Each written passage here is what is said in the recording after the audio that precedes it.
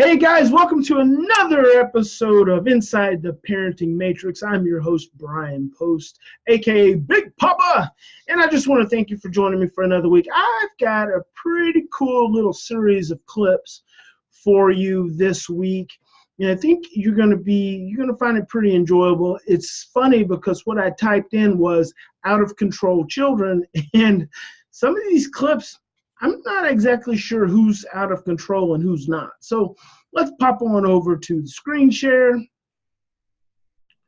See what we got for you. Bada bing, bada boom. Let's drop that. All right. This first one's the school. Again, this one, audio could be a little difficult on some of these. I think you'll find it pretty interesting. You gotta go. What? Go. You never kick me out. I'm gonna take it. Dude. Must be joking. I will take something else and I'll write a referral for stealing. Seriously. Oh, you want to write a referral? Yeah. Write a referral for that.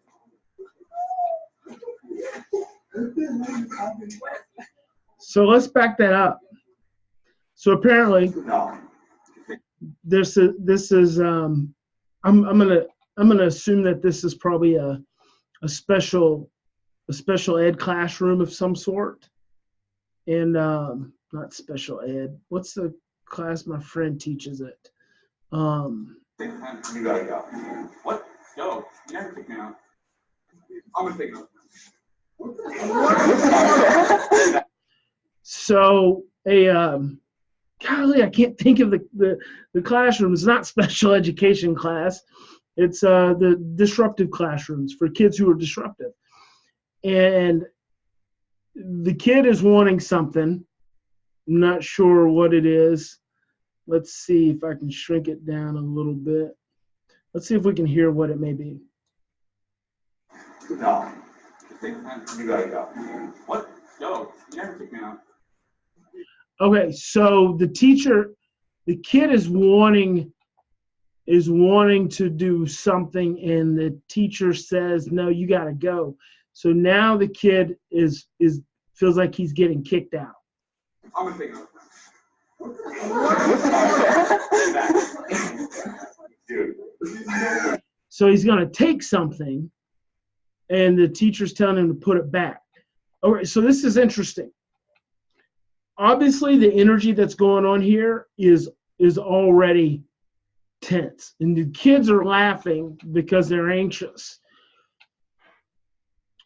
But the teacher's going to raise the threat ratio by saying, if you take that, I'm going to write up a referral for stealing. So a referral, I'm assuming, is a pretty serious thing because that sends the kid right over the edge. I wonder, it's interesting, you see the other little girl over in the corner. She's not moving. She's kind of freaked. So I think that she's probably giving us as much insight into the tension in the room as anything. I wonder if the teacher normally has challenges with this young man. And if he does, what ways could he be engaging this young man before it escalates to this kind of situation? I think one of the biggest challenges for educators is we tend to, because we are human, we tend to be able to get easily overwhelmed by all of the children and our feeling of responsibility to all of the children. But the child who's the most sensitive in the classroom, who's oftentimes the most disruptive, because they have such a heightened level of stress, it causes an agitation for the adult, for the teacher, that then creates more separation in the relationship. And so the teacher escalates the situation by telling the kid he's going to give him a referral, and then it just goes off the charts from there. Must be joking. I will take something else. So the kid thinks he's joking. The kid says, "You must be joking." And the teacher at this point is probably feeling a little out of control. And so he is saying he's saying, If you do that, I'm going to write a referral. And I'll write a referral for stealing. Seriously. Oh, you want to write a referral? Yeah. So it was a small thing. It was a small thing. You see the kid has this, let me see if I can shrink the screen a little bit. Yeah. Yeah, that's good. So you see the kid holds up whatever little thing it was. This is interesting. I will take something else and I'll. Something little. I'm not sure what it was, but it's something little. Write a referral for stealing. Seriously. Oh, you want to write a referral? Yeah. So then now he feels embarrassed, and now he's got to regain his own sense of control. So watch what happens.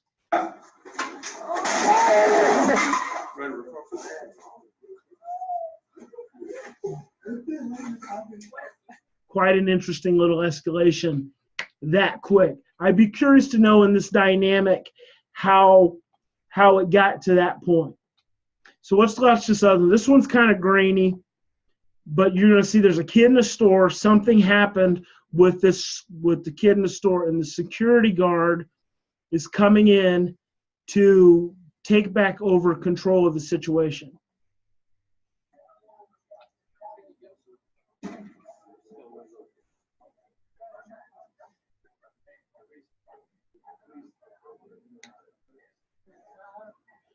Okay. Let's back it up just a bit and see how it starts in. Okay, so right here you see the kid. He's in the black shirt. He's right in the middle. Here's the security guard right behind him. So the kid, something has happened to cause the tension to escalate in the environment.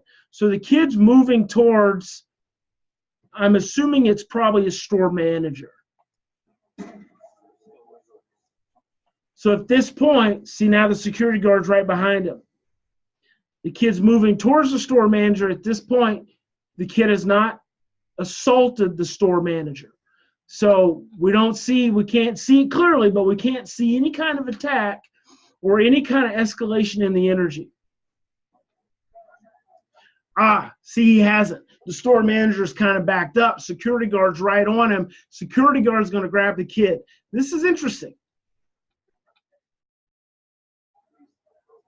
So see, whoever this is, and it may not even be a store manager. It may have just been some other kid, and they may have been having some argument, but because the young man walked up on him, all of a sudden the security guard who's behind him steps in and actually escalates the situation. This is very common when working with children. We as adults get more stressed out. We get more overwhelmed than they are. So a child can be upset and can move into aggressive posturing, but not actually be aggressive, not actually be physical. And then we get overwhelmed in our fear and anxiety. We move in and actually instigate a much more significant situation than needed to be.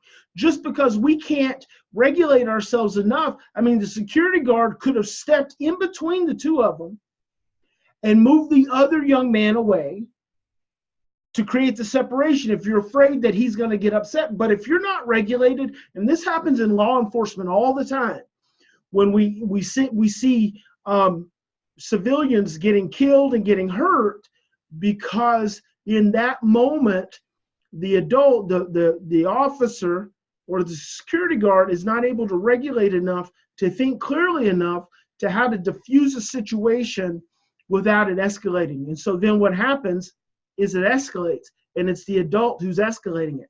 Let's back it up just a little bit more because I want you to see the buildup.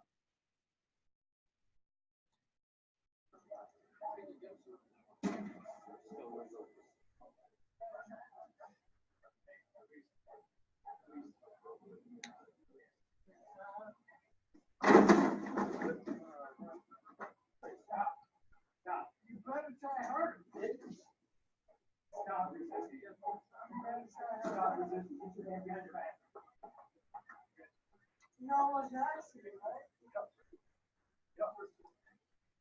The kid says, you know, it was an accident, right? So something happened.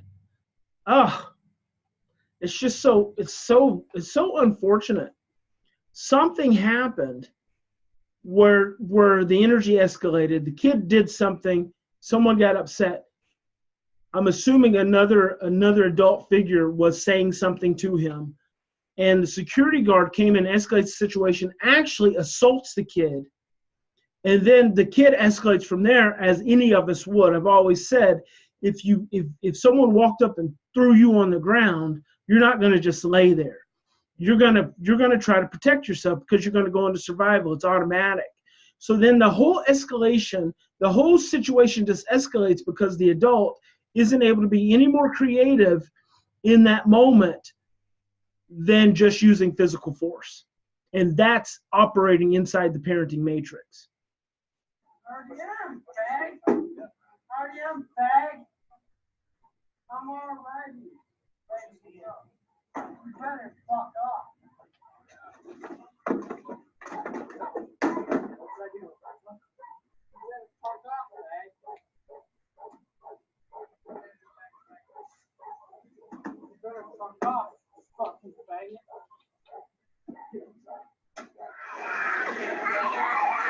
So that was interesting, huh? How the adult actually escalated the scenario, and then all the focus ends up on the kid, who ends up in handcuffs. So I wonder how that gets explained.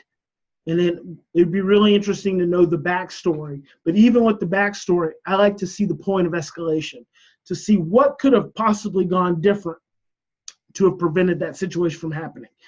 Okay, let's watch this one.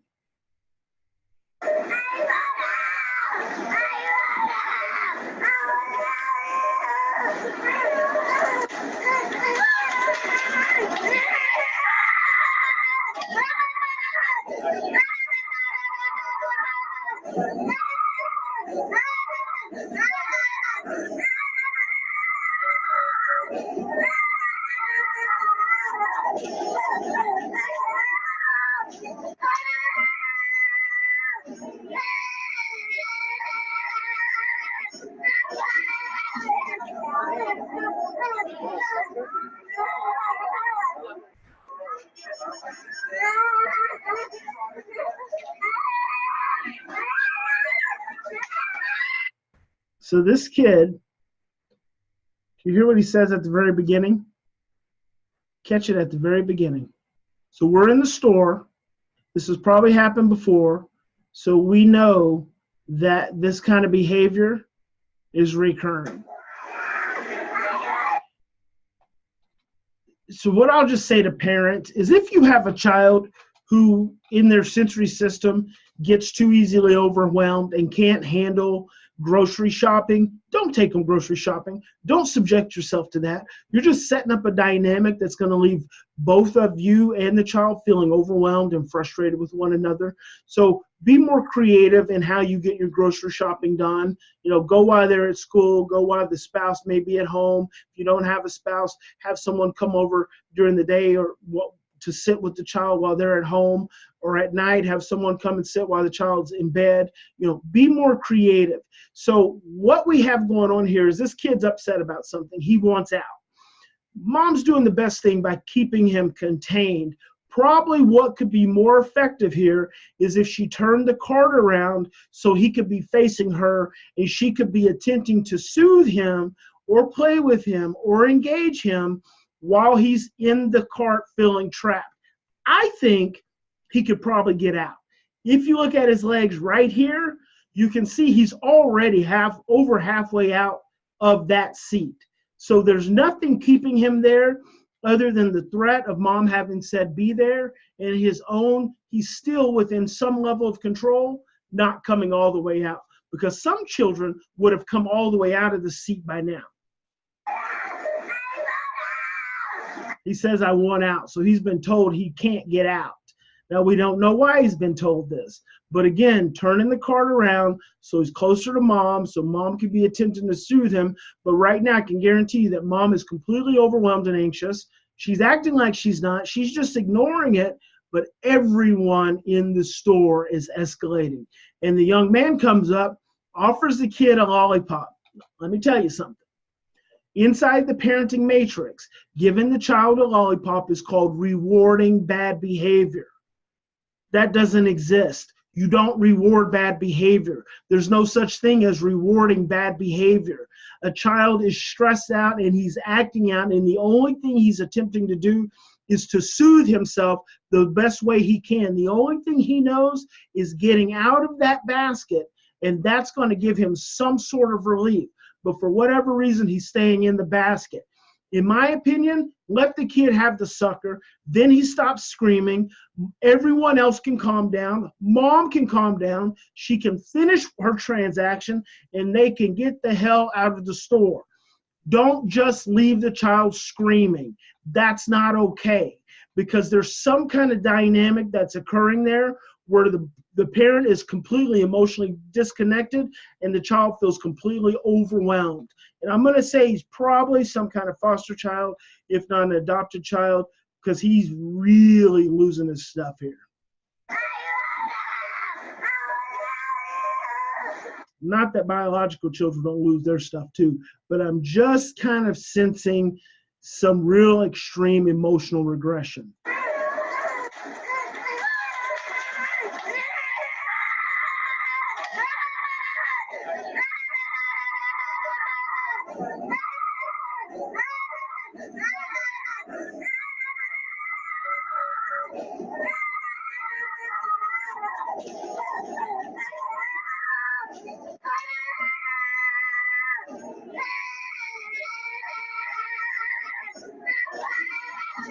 He's covering his eyes because he sees the person with the camera.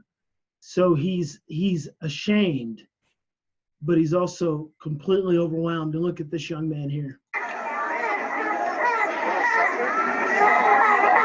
It was immediately calming him down. Now you got a baby. See the regressed state? What is this? Probably a 4-year-old? He's not a 4-year-old. He's an infant. He's a completely regressed infant. And he's not being soothed. And the attempt to soothe him is blocked by the person who's supposed to be soothing him.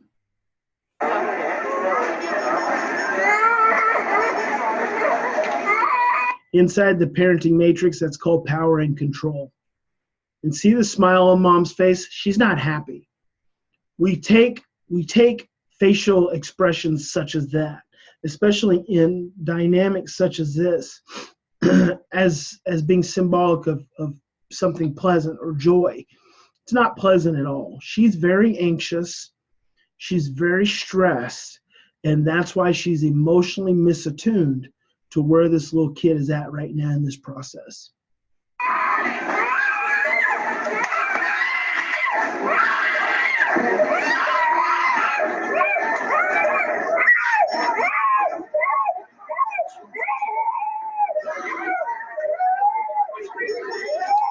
We got one last attempt by an adult to try to calm the situation and see if there's anything that can be done to help. Ask yourself, in a situation like this, why would you not accept help? I'll tell you why. Because in times of stress, our cellular system constricts into survival. Right now, the only thing the mom can focus on is getting those groceries paid for so she can leave. She can't accept any help. She can't soothe the child. She can't do anything different except just survive. Because when we constrict into survival, we cannot be open for thriving. We cannot be open for relationship. Does that crying stress you out? I kind of like it. I think it's good for breathing.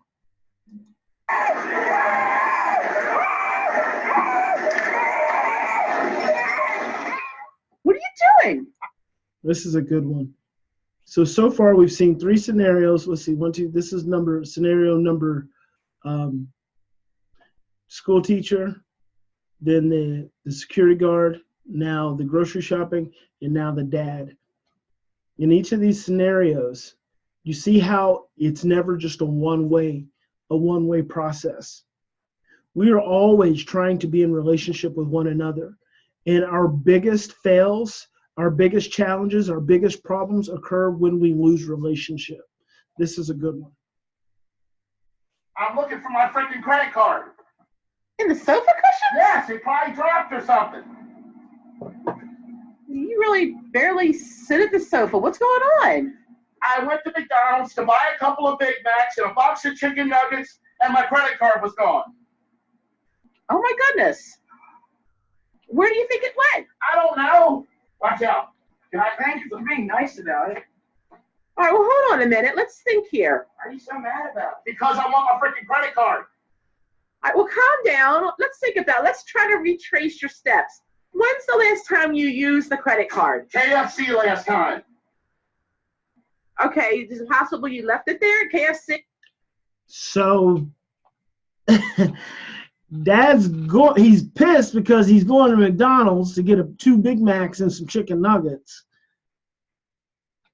And then maybe he left his credit card at KFC. This guy, for one reason, if not others, is overwhelmed because his nutritional system is shot. If he's eating that much fast food, that is not good for you. Fast food is not good for you. It's the cheapest source of, it doesn't sustain. It's the cheapest source of caloric consumption that exists. If someone can make a hamburger for you that costs 99 cents, do you know how much they pay for that? They pay fractions of a penny for that hamburger that they're charging you 99 cents for. Now think about that. If they're paying fractions of a penny for something they're charging you $1 for, how much worth and how much value is in that hamburger? Zero. You're getting nothing. The digestive system can't even process that food, and that's why we end up with such inflammation. So much of what we call obesity in our society is not obesity. It's not about someone just being overweight. It's about inflammation. And inflammation affects your joints, it affects your gut, it affects your brain, it affects your thinking, your emotions, it affects everything. So that in and of itself is significant. See? I don't know. Why don't you? So. All right, well, maybe you could call up KFC and ask them. I mean, you keep looking here, or you can call up and report it lost. Here's Pinky. I can't buy nothing without it. Well, if you lost it, maybe you need to report it lost and just, I mean, we have food here. You don't have to eat Big Macs. Just relax here. We'll figure this out. Dad, you look at this? What's that? What did you rip my credit card for? If you don't mind, Dad, I bought some credit card. What did you buy with my credit card? A new Xbox. You did what? I bought a new Xbox with your credit card. No way, buddy. You shut up. This is interesting. Watch how the kid's backing up as What he's did you buy telling with my credit card? A new Xbox. See how he's backing up? That's some serious body language. Look at the dad's posture. This kid does not feel safe with this man. He feels easily threatened. And the whole credit card scenario is an attempt to regain control. Why do we need control? Because control gives us predictability and creates security and safety for us. It's like a fundamental basic need. We all need to have some level of control over our lives because otherwise we feel completely out of control. So cutting that credit card, I guess he bought an Xbox with his dad's credit card and then cut it up. You did what? I bought a new Xbox with your credit card. No way, buddy. You shut up. You're not buying an Xbox with my credit card. I already did. There's no way. Oh, this is interesting. So listen to what the kid says. Dad yells, and then watch the kid raise his voice. I bought a new Xbox with your credit card. No way. Let's back it up. What did you rip my credit card for? If you don't mind, Dad, I bought some. He got a little anxious. I hope you don't mind, Dad. Oh, Lord. What did you buy with my credit card? A new Xbox. You did what? I bought a new Xbox with your credit card. No way, buddy. You shut up. You're not buying an Xbox with my credit card. I already did. There's no way. Look at your statement. It's going back. No, it's not. There is no way I'm buying you an Xbox. There's no way. you know, it was a little childish the way you tied him up before and took his Xbox. Oh, now mom's creating some triangulation going on. Oh, so mom's bringing it to dad's attention. The dad tied the kid up and took his Xbox. I'm assuming he probably smashed the Xbox, because why else would you need to buy another Xbox unless you took it away and got rid of it and tied him up? This kid's a little big to be being tied up. I am not buying him an Xbox. There's no way. It's already gone. Well, I already have it in my room, ready to play. What do you think I've been doing up in my room? Let me have your Xbox. Watch out. Bill, just let it. Watch out. Bill, Yeah, I stop. want your Xbox. Watch out. Come on, watch out. Oh No. my. I want the Xbox. No, Bill, leave him alone. No. Bill, you didn't. You. Talk about two parents not being on the same page. What kind of energy do you think this creates in the home? And then what is the child trapped behind? What is he trapped in the middle of? Dad feels like very much like a bully. Dad looks like a bully. He feels like a bully, and the kid has been bullied. I wonder if the kid gets bullied at school too. The way you did this last Or I wonder if the kid is a bully at school. Ooh. week was not right. Let me in. Let me I want through the here. Xbox. Let me through here. I want the Xbox. Let me in. You're not keeping the Xbox. Bill, leave him alone. No. See the hole in the wall? and the holes on the bedroom door? There's a lot of aggression being demonstrated and displayed in this house.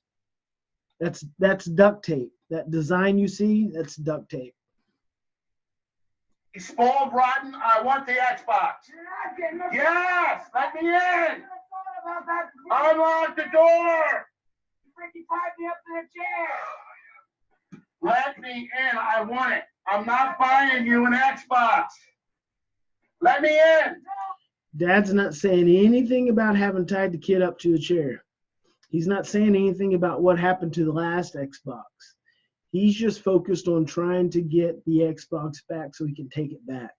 So this is a situation where something happened, something unfortunate happened, and there's no apologizing. There's been no forgiveness. They just buried it and they move on to the next situation. This is called a negative neurophysiologic feedback loop, where the negativity gets established and gets conditioned, and we just continue to feed it over and over and over again. Oh,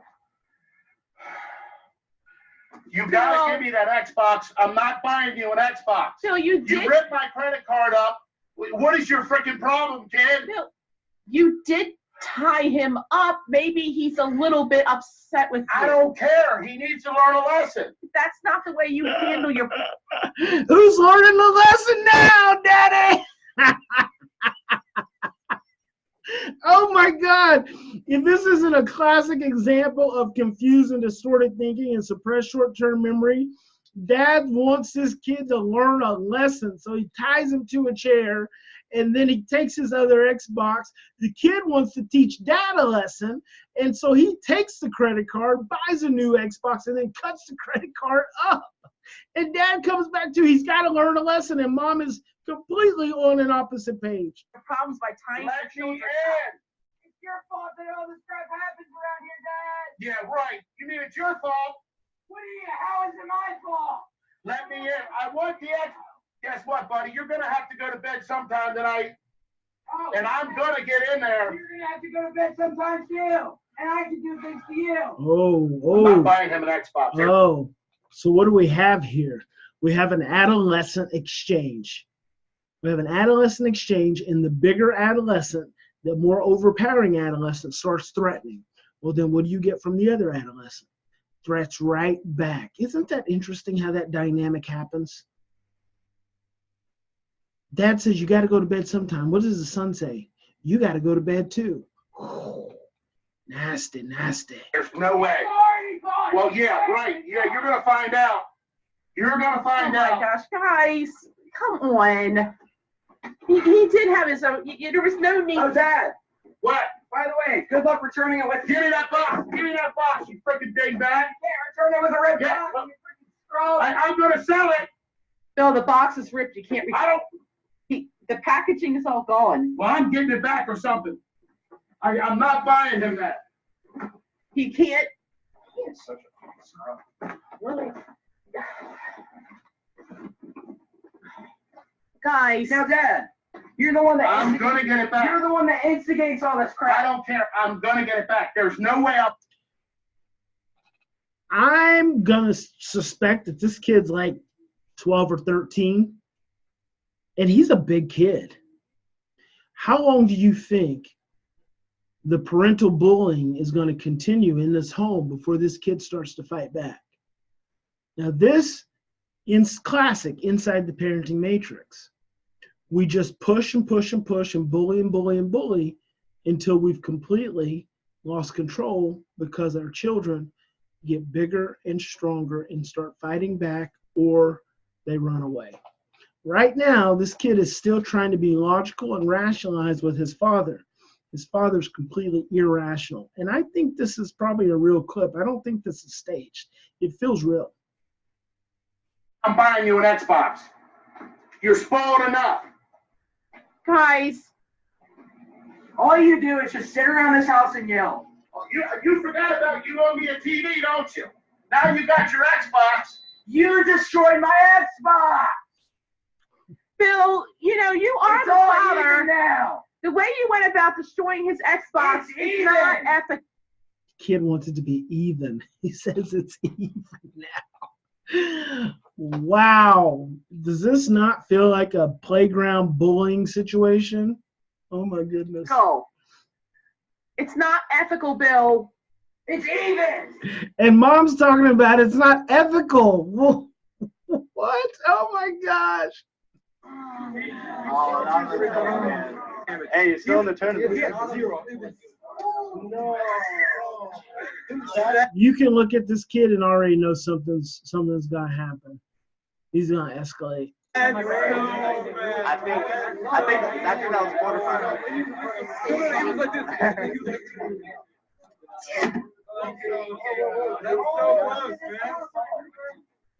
Man, that was so close. That was intense. That was crazy. Still in, buddy. I heard you had it. I heard you got it. I heard you got it. Oh, he's going KO. Dude, just hold your friend, buddy. Unless you want him to get disqualified. My PS4. No, bro, return it. Fuck that. It's my money. I wanted this, and I've always wanted. Use all your money.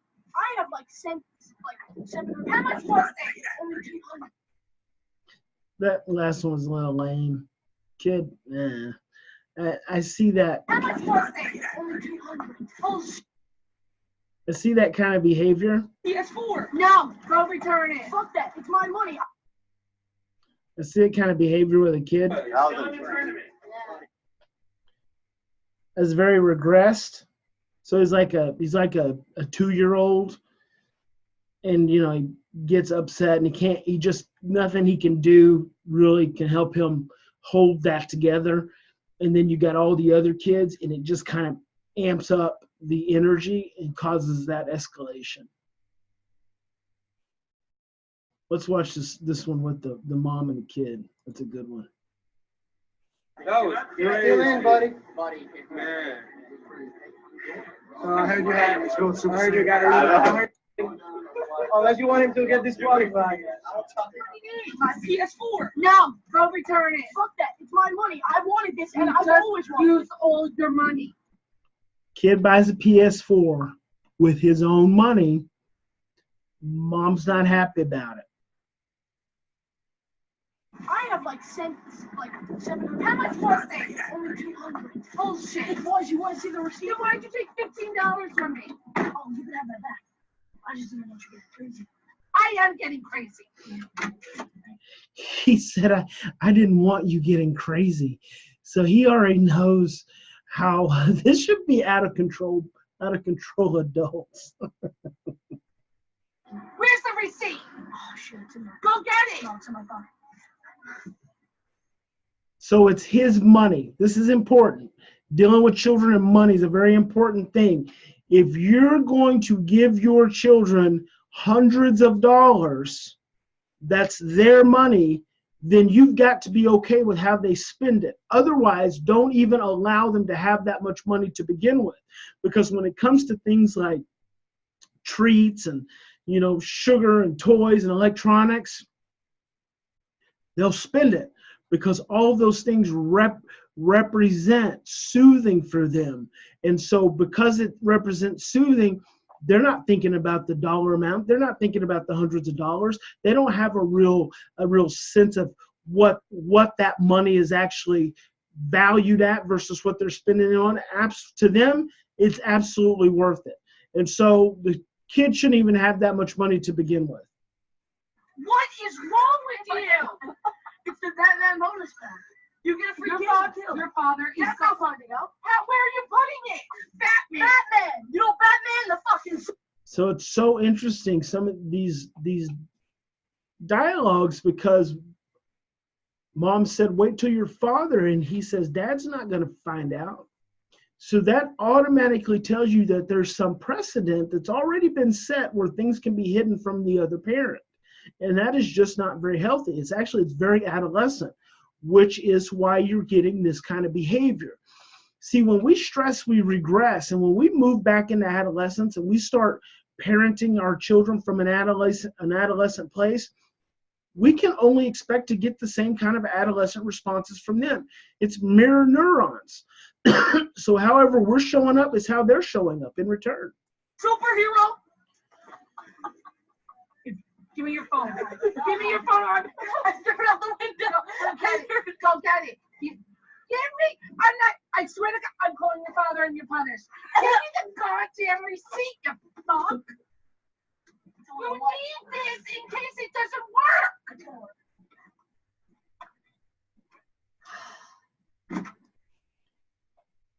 So Mom wants the receipt, not to take it back, but in case it doesn't work. So this whole situation need not happen. It wouldn't have happened if the money had been regulated to begin with. And now after it's happened, if the thing doesn't work and he's eaten the receipt or done whatever, that's what's considered a natural consequence. Mom can't create that. She can't prevent it. He eats the receipt. He's not thinking. He spends $500. The thing doesn't work. Then he gets to learn how to figure it out. But because Mom is creating so much drama in this situation, she's removing any opportunity for a learning experience. She's creating all the drama. She's becoming the threat. She's doing the threatening, and it's just escalating the situation.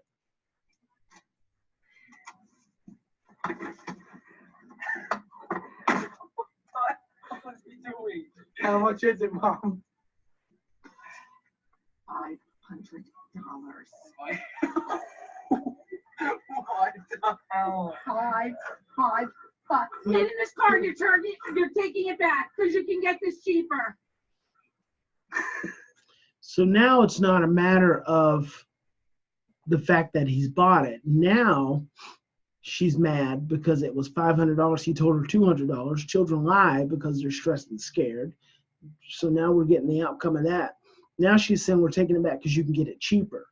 See, but at this point, he's even gotten out of the van because he's probably got his like the PS4 with him, so she can't have it. There's so much overwhelm right now that nothing could possibly work out in a positive way in this situation. Everyone's too stressed out. The best thing to do right now is to just relax, to take some deep breaths, settle down, just turn the music off. You hear the music in the background, it's just more sensory experience. Stop moving the car. Everyone just calm down. Get the situation calmed down. And once everyone calms down, then the thinking comes back online. The short-term memory is available. Now we can have a logical, or at least a more logical conversation. Take it back. No! Take it back. No! Can we get it cheaper? You just wasted fucking $500? This is perfect. $500! Mom, stop. And he doesn't care, right? It's not about the $500 for him. Mom's really worked up over this $500. And it's a situation that probably happens in a lot of households that could be prevented. If you've got that kind of sensitivity around money, don't allow your children to even have that much money at any given time. Only allow your children to have the amount of money that you feel comfortable with them blowing. Because if you're giving money to a kid, you're giving money to a kid. They're going to spend it on whatever feels good to them.